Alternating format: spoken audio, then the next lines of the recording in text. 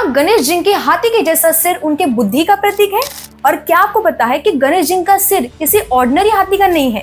और आखिर क्यों गणेश जी ने महाभारत को लिखते वक्त अपना खुद का ही दांत तोड़ा? क्यों उन्हें विघ्नहर्ता कहा जाता है? और गणेश जी के पुराने मूर्तियों के अंदर एक ऐसा रहस्य छुपा है जो आपके विघ्नों को हरने में मदद कर सकता है। अगर आप इन सभी इंटरेस्टिंग सवालों के जवाब नहीं जानते तो आप सच में गणेशोत्सव नहीं मना रहे हो। नमस्कार दोस्तों, और इस वीडियो में हम एक्सप्लोर करने वाले हैं गणेश जी के उन एंशिएंट विजडम और लाइफ स्टोरीज को जो हम अपने लाइफ में इंप्लीमेंट कर सकते हैं।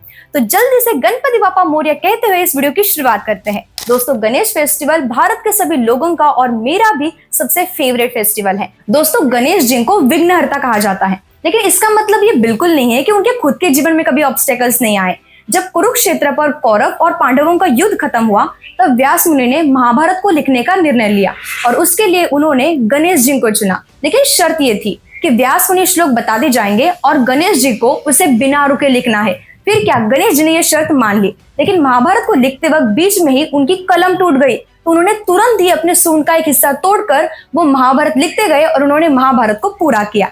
इस चीज से व्यास मुनि प्रसन्न हुए और उन्हें एक दंताय का नाम प्रदान किया। अब दोस्तों, ये स्टोरी ना हमें बहुत अच्छी सी चीज सिखाती है कि हमें भी जीवन में ना रुकना नहीं चाहिए। फिर चाहे वो हमारी स्टडीज हो, करियर हो या बिजनेस हो, जो भी चीजें हमारे पास है उससे हमें शुरुआत करनी चाहिए और धीरे धीरे उसमें सुधार लाना चाहिए। तो जब भी आप मंदिर में जाओ, पूजा करो, आरती करो, ये मत कहो कि आप मेरे सभी समस्याओं को सॉल्व करो, लेकिन ये कहिए कि विघ्नहर्ता आप मुझे वो शक्ति दीजिए जिससे मैं खुद का विघ्नहर्ता खुद बन सकूं और अपने प्रॉब्लम्स को खुद सॉल्व कर सकूं। दोस्तों, दूसरी बहुत बड़ी चीज गणेश जी हमें सिखाते हैं कि अपने बुद्धि से जीत हासिल करो। जब गणेश जी और उनके भाई कार्तिकेय के बीच एक रेस हुई थी जहां पूरी दुनिया के चारों ओर दौड़ लगानी थी, तो कार्तिकेय तो तुरंत भागने लगे, लेकिन गणेश जी ने कुछ ऐसा किया जिसे सुनकर तुम्हारी सोच ही बदल जाएगी। उन्होंने दुनिया के चारों ओर दौड़ लगाने के बजाय अपने माता पिता के 3 बार चक्कर लगाए।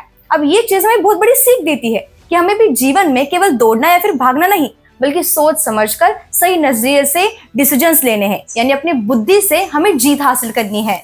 अगर आप भी बहुत ज्यादा गुस्सा करते हो तो ये कहानी आपको जरूर सुननी चाहिए। एक बार गणेश जी अपने वाहन मूषक के ऊपर बैठकर दुनिया की सैर कर रहे थे और तभी चंद्रमा इनको देखकर हंस पड़े कि इतने बड़े गणेश जी इतने छोटे से मूषक के ऊपर कैसे बैठ सकते हैं। तो गणेश जी को बहुत गुस्सा आया और उन्होंने तुरंत ही चंद्रमा को श्राप दिया कि वो जल्दी अपनी चमक को खो देंगे। लेकिन चंद्रमा दिल के बड़े साफ थे, तो उन्होंने तुरंत ही गणेश जी से माफी मांगी और गणेश जी ने उन्हें माफ भी कर दिया। अब ये चीज हमें सिखाती है अपने अहंकार से ऊपर उठना। हमारा ईगो जो है यही हमें पीछे खींचता है।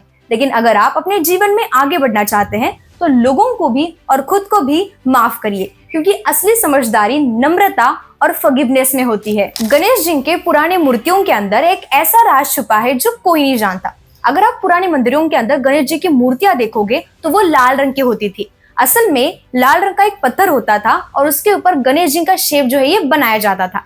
यानी लाल रंग जो है ये आपके विघ्न को हरने में मदद करता है। लेकिन कैसे?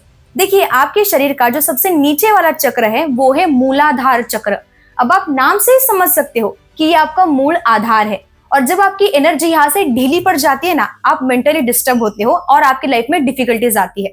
तो जब भी आप मंदिर में जाओ, पूजा करो, आरती करो, ओम गण गणपति कहो और बोलो कि हे मूलाधार के देवता, मेरे जीवन में आइए, मेरे मूलाधार को स्टेबल करिए और हर विघ्नों को दूर करने के लिए मेरी मदद करिए। तो दोस्तों, ये था वीडियो। आपको वीडियो कैसा लगा हमें कमेंट करके बताइए, और इस वीडियो को अपने दोस्तों के साथ और अपने फैमिली मेंबर्स के साथ शेयर करना मत भूलिए। मिलेंगे आपसे अगली वीडियो में, तब तक के लिए धन्यवाद।